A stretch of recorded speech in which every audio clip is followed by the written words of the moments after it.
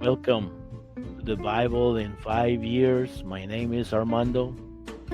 This is a podcast project about reading the Bible in few verses a day, between 8 to 32 verses a day, no more than that. Sometimes it's 8, sometimes it's 16. For example, today we're only going to read 13 verses. And we started with the book of John, the Gospel of John, the very first episode. And we have several stories there. And then we jump to Genesis. And then now we're jumping to Job because this is 236 Bible stories. And I think I'm breaking it into more than 236 stories. And it's in chronological order. So it's probably going to take us a year or more.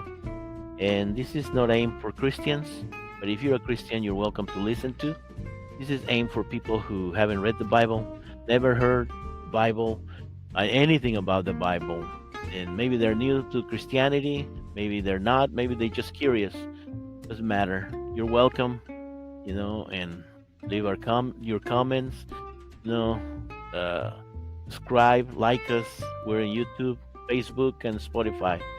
So we're gonna continue our reading today.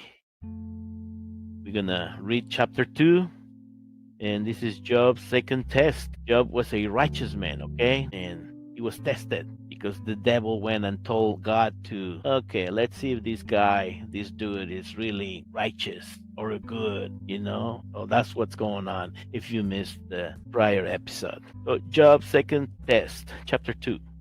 One day the angels came again to present themselves before the Lord. And Satan the accuser came with them. Where have you come from? The Lord asked Satan. And Satan answered the Lord, I have been going back and forth across the earth, watching everything that is going on. Then the Lord asked Satan, have you noticed my servant Job? He is the finest man in all the earth, a man of complete integrity.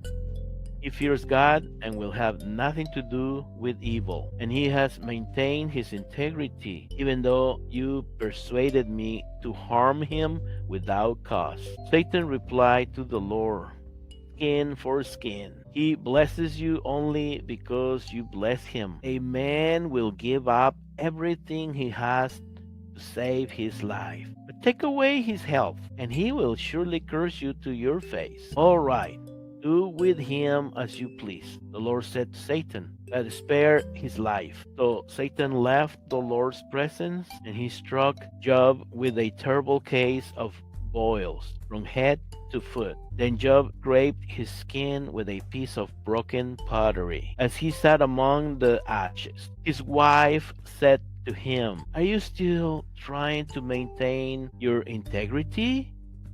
Curse God and die. What a woman. But Job replied, you talk like a godless woman. Woman, should we accept only good things from the hand of God and never anything bad? So, in all this, Job said nothing wrong.